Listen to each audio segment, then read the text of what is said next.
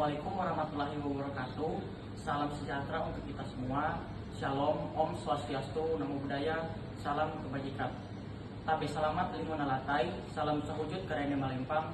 Adil katalinu, bacuramin kasarugat, pesaingan kaju batak. Arus. Izin memperkenalkan diri, kami mahasiswa Fakultas Hukum Universitas Palangkaraya Angkatan 2023. Perkenalkan, nama saya Akbar Aditya. Saya Oktar Kenustrian. Saya Yanwar Eka Utama. Saya Rodi Joy. Dan satu teman kami yang sedang berhalangan yaitu Eriko Desto Adifa.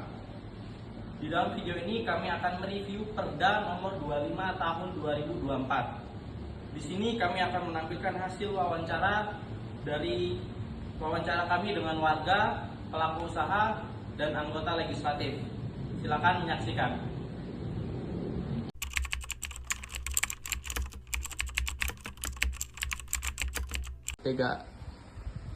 Baik teman-teman semua, di sini kami akan membahas latar dan isi peraturan daerah nomor 5 tahun 2024. Yang pertama yaitu latar belakang. Ditinjau dari aspek yuridis, perda ini memiliki landasan yang kuat. Penerbitannya didasarkan pada amanat regulasi dan di tingkat nasional, khususnya dalam rangka pelaksanaan urusan wajib pelayanan dasar terkait ketentraman dan ketertiban umum. Perda ini secara tegas mencabut dan menggantikan Perda nomor 17 tahun 2007 yang sudah tidak lagi memadai untuk menjawab dinamika sosial dan kompleksitas permasalahan perkotaan saat ini. Urgensinya adalah penyediaan payung hukum yang adaptif bagi pemerintah kota, khususnya Satpol PP, dalam menegakkan norma-norma ketertiban publik. Dan yang kedua yaitu isi peraturan daerah nomor 5 tahun 2004 ini secara sistematis mengidentifikasikan ruang lingkup terkait menjadi 11 bidang utama disebut tertib umum. Beberapa poin krusial yang perlu menjadi perhatian masyarakat yaitu yang pertama adalah tertib pemanfaatan ruang publik. Adanya penegasan terhadap larangan alih fungsi trotoar dan bahu jalan untuk kegiatan komersial atau KPL yang menghambat hak pejalan kaki dan fungsi lalu lintas. Kedua, tertib sosial. Perda ini secara eksplisit mengatur upaya penanggulangan gelandangan, pengemis, dan anak jalanan. Yang patut digarisbawahi, perda ini juga melarang praktik memberi sedekah pada gepeng di area publik tertentu karena dianggap sebagai tindakan yang melanggengkan eksploitasi sosial. Ketiga, tertib usaha dan bangunan. Setiap aktivitas pembangunan dan pendirian usaha harus tunduk pada perizinan yang berlaku, termasuk persetujuan bangunan gedung, guna menjamin aspek keselamatan dan kesesuaian tata ruang. Sekian pembahasan latar dan isi peraturan daerah. Selanjutnya akan kami tampilkan hasil wawancara kami dengan warga, pelaku usaha, dan anggota legislatif.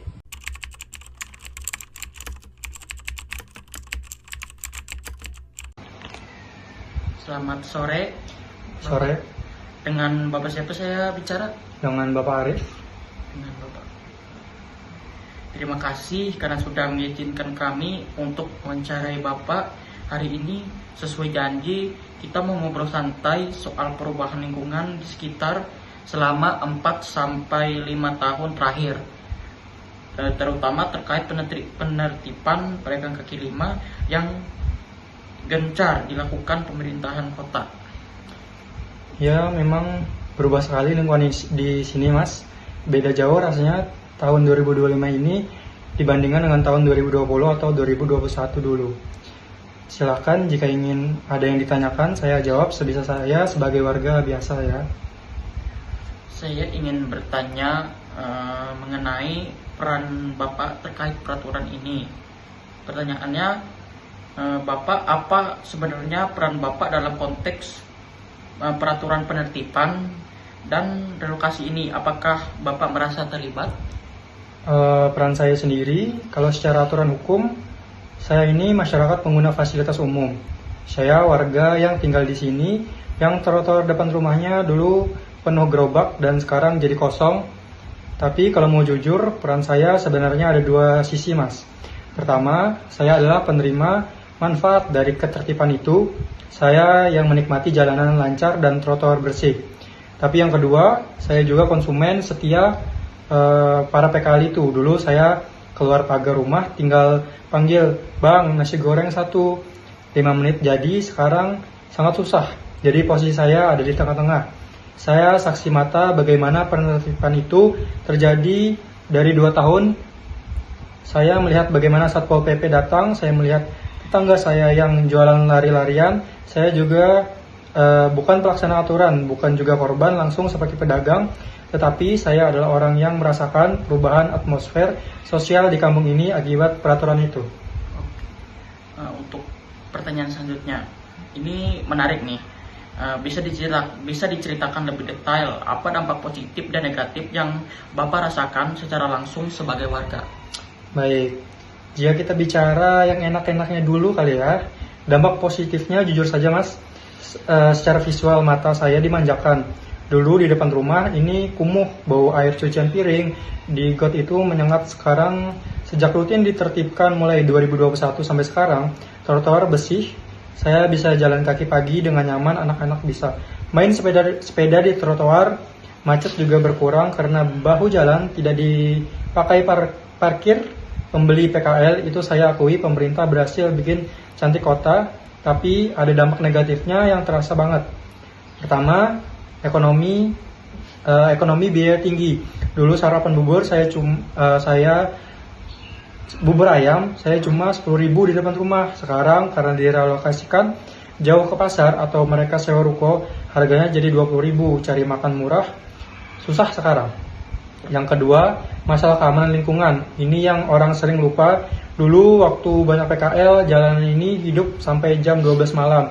PKL itu secara tidak langsung jadi satpam gratis buat kami. Kalau ada maling, mereka teriak. Sekarang jam 9 malam, jalanan ini sudah mati, gelap, sepi. Saya mau keluar rumah saja takut karena rawan begal. Dan yang ketiga, hilangnya kehangatan sosial. Dulu kami warga sering mengobrol sama pedagang, saling sapa. Sekarang rasanya kaku. Hubungan antara tetangga jadi individualis karena tidak ada tempat kumpul, seperti angkringan, warung yang dekat dengan rumah kami.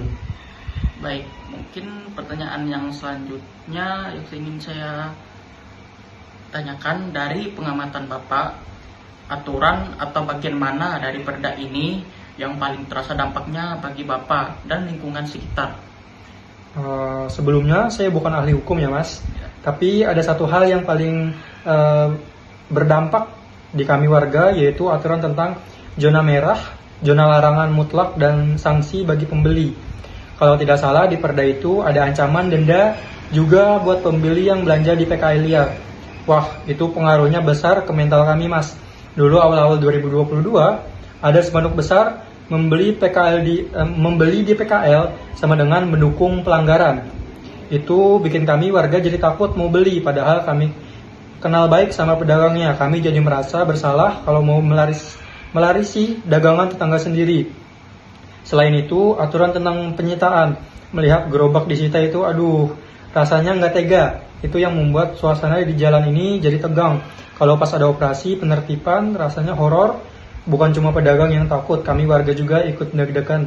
Lihat aparat bentak-bentak, jadi perasaan yang jadi pasal yang memperbolehkan penyitaan paksa itu menurut saya paling berpengaruh menciptakan ketakutan baik bagi pedagang maupun kami warga sendiri.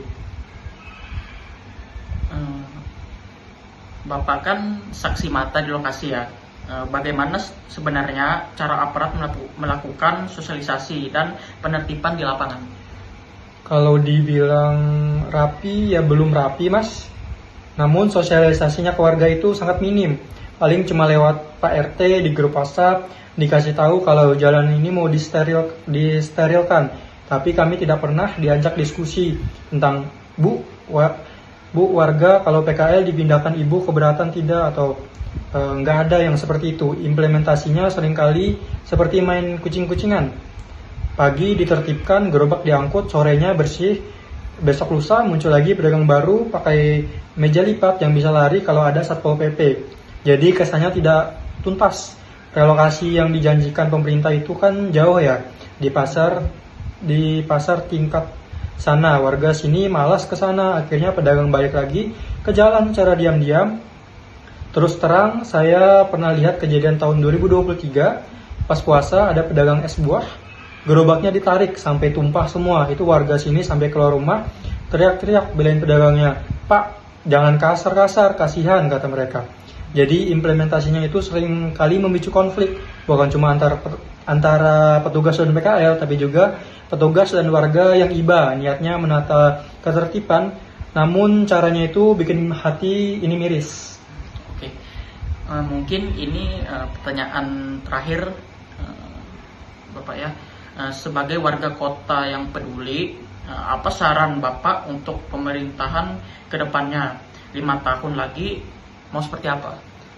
Kalau ditanya kepedulian, harapan untuk 5 tahun ke depan, harapan saya sebenarnya simpel, Mas. Tolong manusiakan kebijakan. Saran saya yang pertama, jangan cuma relokasi tapi zonasi waktu. Kalau memang siang jalan ini harus lancar, buat mobil silakan sterilkan, tapi boleh nggak kalau malam di atas jam 6 sore sampai jam 10 malam diizinkan saja jualan kuliner, jalanan jadi hidup, warga cari makan gampang, pedagang dapat uang, keamanan lingkungan terjaga. Di luar negeri kan banyak tuh naik market di jalanan yang rapi. Nah, yang kedua, libatkan warga sekitar. Tanya kami butuh apa, jangan asal pindah pedagang ke pasar mati yang tidak ada pembelinya. Kalau pedagang dipindahkan ke tempat yang kami warga tidak bisa jangkau jalan kaki, ya pedagang mati, kami juga susah untuk membeli kebutuhan yang kami perlukan. Ketiga, pendekatan secara persuasif. Jangan ada lagi cita-cita gerobak pakai kekerasan. Binalah mereka, kasih seragam, kasih gerobak yang cantik biar enak dilihat, bukan diusir. Saya ingin kota ini maju, Mas, tapi majunya bareng-bareng, jangan kota cantik tapi warganya baik yang jualan maupun yang beli malah jadi susah. Itu saja sih harapan saya. Baik, sangat bijaksana sekali. Terima kasih banyak ya Bapak Arif atas waktunya. Pandangan Bapak sangat mewakili suara hati masyarakat. Baik, Mas, sama-sama.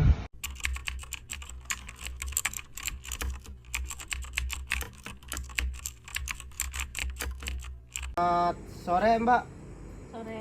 terima kasih sudah bersedia meluangkan waktu di tengah kesibukannya. Kita hari ini akan berbincang santai namun serius mengenai pelaksanaan peraturan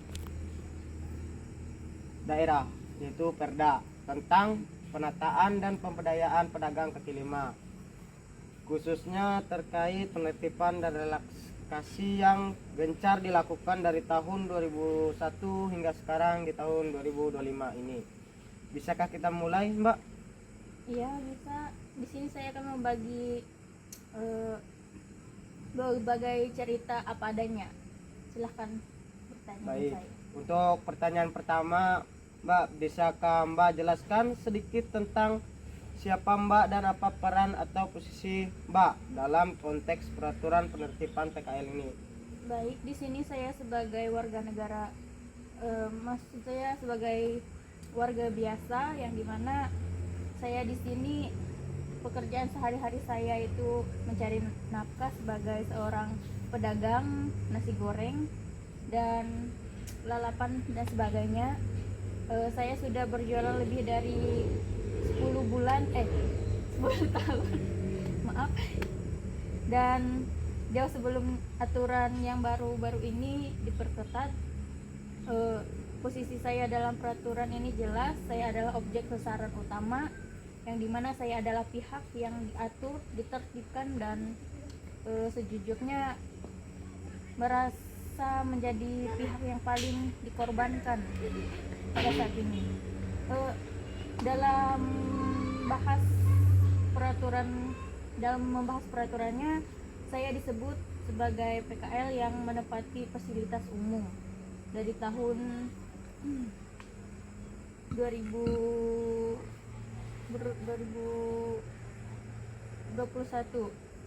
sampai sekarang. Saya sudah 2 kali mengalami pemindahan tempat berdagang. Dulu saya jual di pinggir jalan utama, itu tempat strategis sekali. Lalu karena perda ini ditegakkan dan disahkan, saya diminta pindah.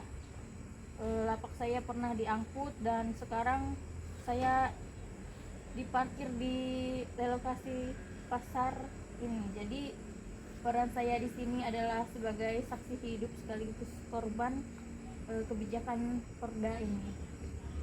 Baik, untuk pertanyaan yang kedua Mbak, pemerintah kota menyatakan penertiban ini untuk keindahan dan ketertiban. Nah, dari sisi Mbak, apa dampak nyata yang dirasakan Mbak, baik itu positif maupun negatif? Kalau untuk dampak positifnya jujur memang lebih rapi, lebih tertib, lebih apa itu namanya, jalannya lebih bersih, trotoar lebar, pejalan kaki 5 teratur tempat jualannya. Sedangkan untuk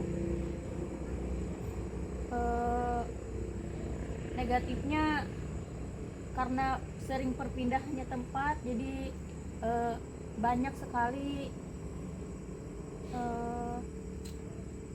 pelanggan-pelanggan saya yang tetap tuh kebingungan, ini tempat saya jualan di mana dan sekarang di mana gitu. Jadi membingungkan, itu dampak, dan mengurangi pendapatan saya. Untuk pertanyaan yang ketiga, dari sekian banyak aturan dalam Perda tersebut, kira-kira bagaimana atau pasal mana yang menurut Mbak paling berpengaruh atau paling memberatkan Mbak di lapangan? Mungkin saya tidak menghafal nomor pasalnya berapa saja,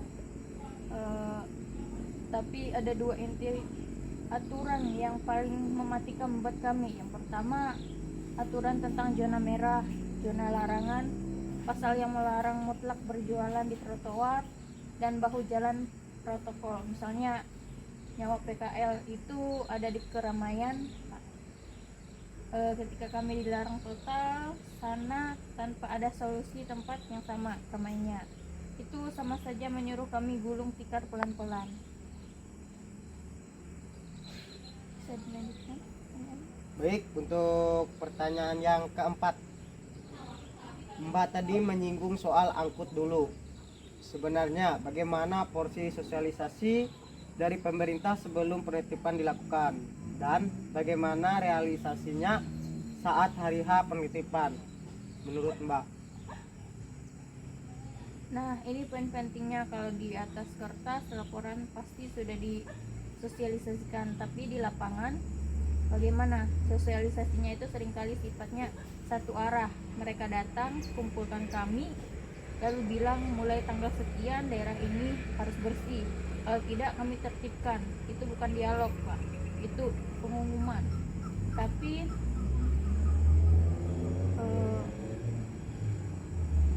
kami tidak diajak bicara soal kalau pindah ke sana pasarnya masih sepi, bagaimana solusinya. Masukan kami jarang didengar.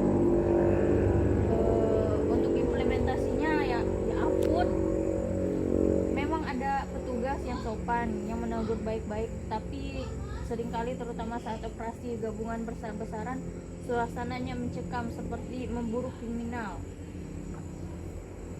Baik. Ini untuk pertanyaan yang terakhir Mbak.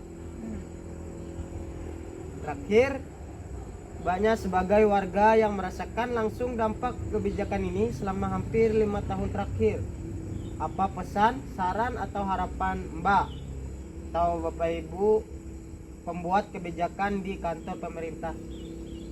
Harapan saya sederhana. Kami ini bukan musuh kota, kami juga ingin kota ini indah. Pertama, tolong libatkan kami dalam perencanaan sebelum membuat aturan zona-zona tersebut. Ajak kami berbicara, kami yang tahu di mana pembeli berkumpul, jangan asal bangun tempat terlokasi di tempat jin buang anak gitu. Jadi lalu paksa kami ke sana, itu sama saja membunuh kami. Carikan lokasi yang strategis dan atau bisa tata kami di trotoar dengan rapi dan cantik seperti di luar negeri, bukan diusir total gitu. saya harap kebijakan ke depan tidak hanya tajam ke penertiban, tetapi juga serius memikirkan nasib piring nasi kami. Itu saja. Baik, terima kasih banyak Mbak atas waktu dan curhatan hatinya. Semoga aspirasi ini didengar. Ya, amin. Terima kasih. Baik, terima kasih.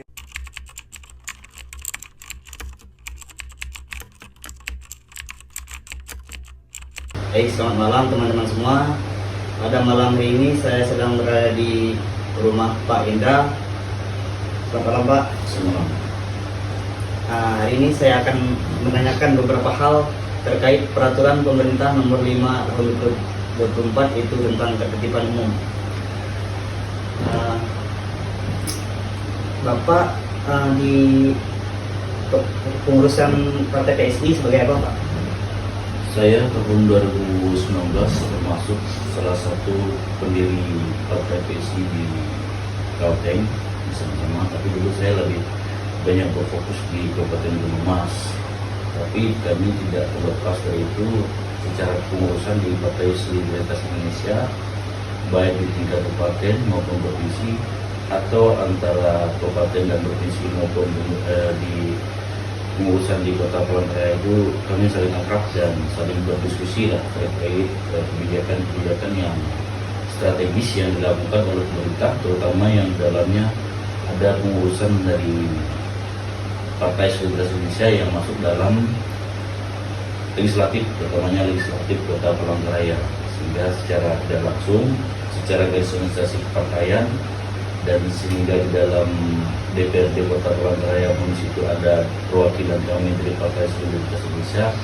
Sedikit banyak kami banyak berdiskusi terkait kebijakan-kebijakan pemerintah yang dimana di dalamnya kalau peraturan daerah itu kan terdapat persetujuan dari legislatifnya, yaitu DPRD Kota Palangkaraya bersama-sama dengan pemerintah Kota Palangkarayanya, yaitu dari wali kota. Nah itu secara tidak langsung ini kami ada berdiskusi lah dan memberikan masukan melalui Partai PSI terkait kebijakan-kebijakan yang dilaksanakan, terutama di tahun 2024 itu masih ada pengurusan dari Partai PSI yang masuk di dalam legislatif Kota Palangkaraya. Saya selanjutnya Pak, bagaimana sih peran Bapak tentang peraturan ini? Secara peran langsung saya tidak secara langsung terlibat, tapi secara pemikiran dan ide, karena adanya diskusi-diskusi internal partai itu yang bisa menjadi aspirasi bagi para pilihan kami dari Partai Solidaritas Indonesia untuk berbicara di legislatif, di parlemen, di DPRD Kota Palangkaraya, sehingga mungkin itu bisa menjadi masukan-masukan dan bisa menjadi persetujuan juga dari legislatif untuk menjadi pikiran-pikiran. Mungkin seperti itu. Ya Pak, pertanyaan terakhir nih, apa sih saran atau harapan Bapak tentang perda-perda yang begini, terutama peraturan pemerintah nomor 5 tahun 2024 ini?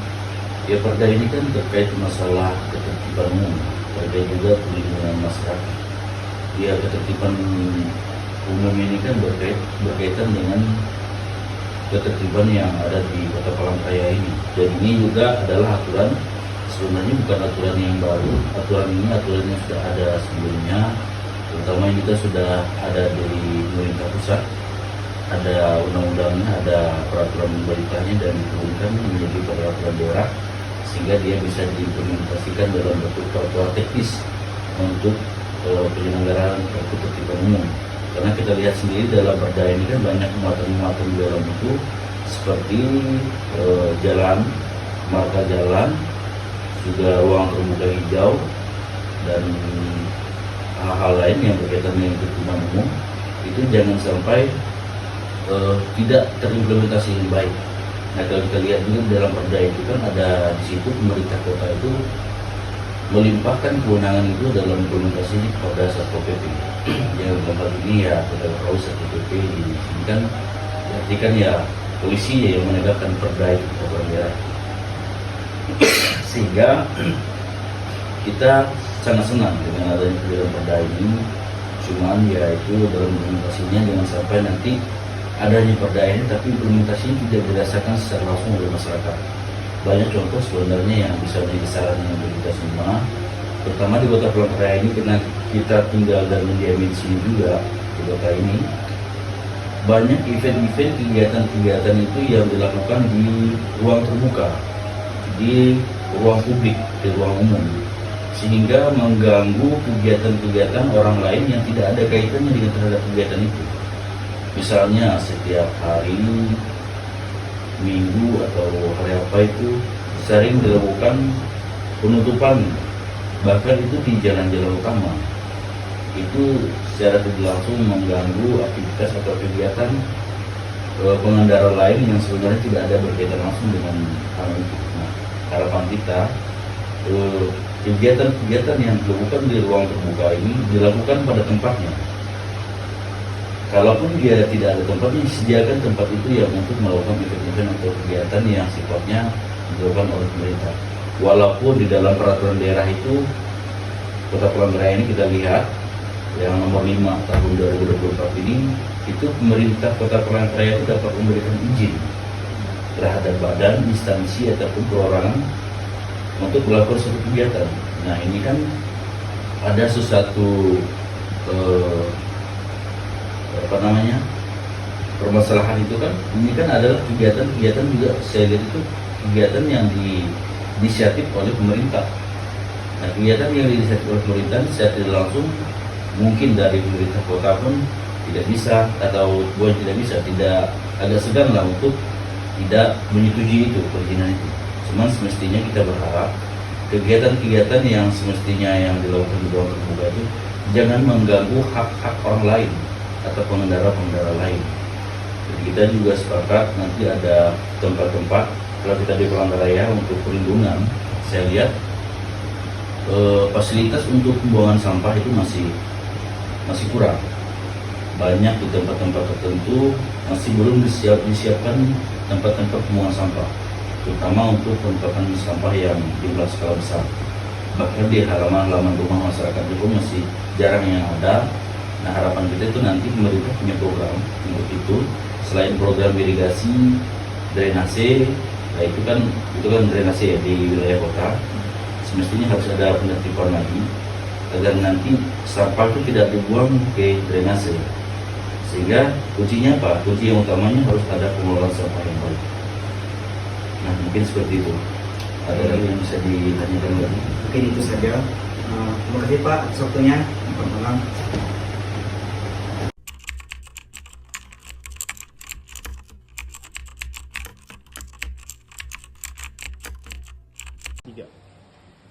Halo teman-teman, setelah mendengarkan hasil wawancara kami dengan warga, pelaku usaha dan anggota legislatif, di sini kami akan menganalisis dan memberikan rekomendasi terhadap peraturan daerah ini.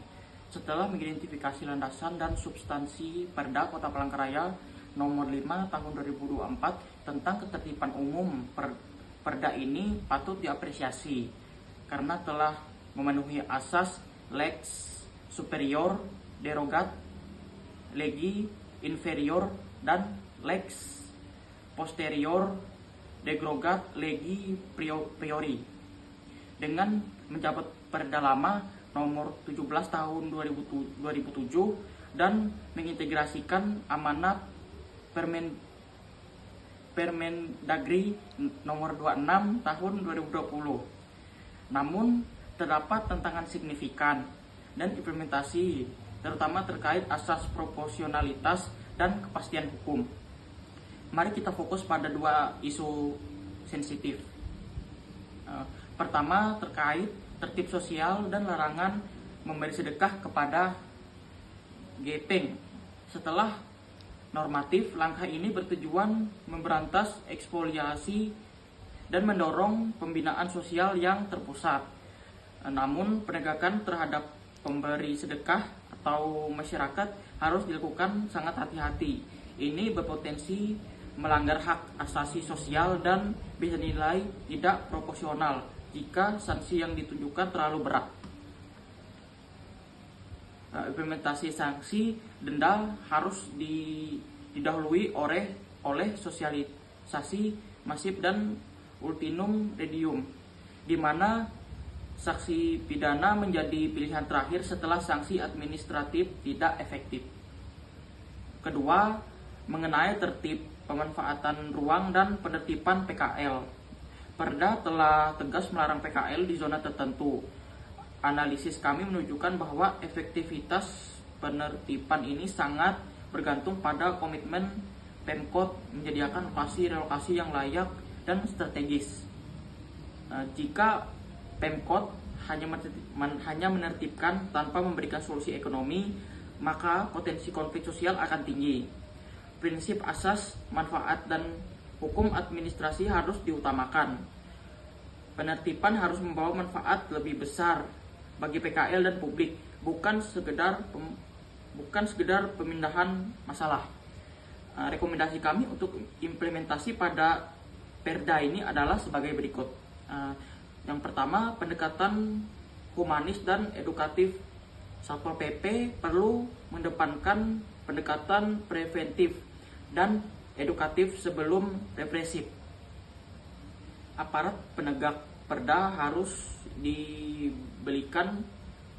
dibekali pelatihan tentang prosedur standar operasional atau SOP, penindakan yang mengacu pada prinsip HAM dan keadilan, menghindari tindakan diskresi dan sewenang-wenang. Yang kedua, harmonisasi antar sektor. Perda dan Tribun Linmas tidak dapat berdiri sendiri. Pemkot Palangkaraya perlu segera menertibkan peraturan wakil kota atau perwali sebagai turunan teknis yang mengatur spesifikasi zona larangan PKL, prosedur pembinaan gepeng, dan besaran denda administratif agar tercipta kepastian hukum di lapangan. Terus yang ketiga, evaluasi berkala. Perlu dibentuk tim pengawas independen secara berkala mengevaluasi efektivitas sanksi yang diterapkan dan dampak sosialnya. Perda yang baik adalah perda yang dapat diimplementasikan dan diterima oleh masyarakat. Singkatnya, Perda nomor 5 tahun 2024 ini adalah langkah maju dalam penataan kota. Namun keberhasilannya terletak pada ketegasan normatif yang diimbangi dengan keadilan sosial dan pelaksanaan yang akuntabel. Kita tunggu dan kawal bagaimana Palangkaraya mengimplementasikan amanat hukum ini. Terima kasih. Baik teman-teman semua, kita telah sampai di penghujung video pembahasan peraturan daerah nomor 5 tahun 2024. Mari bersama-sama kita implementasikan peraturan daerah nomor 5 tahun 2024 ini untuk masa depan Kota Palangkaraya yang lebih baik. Sekian dan terima kasih.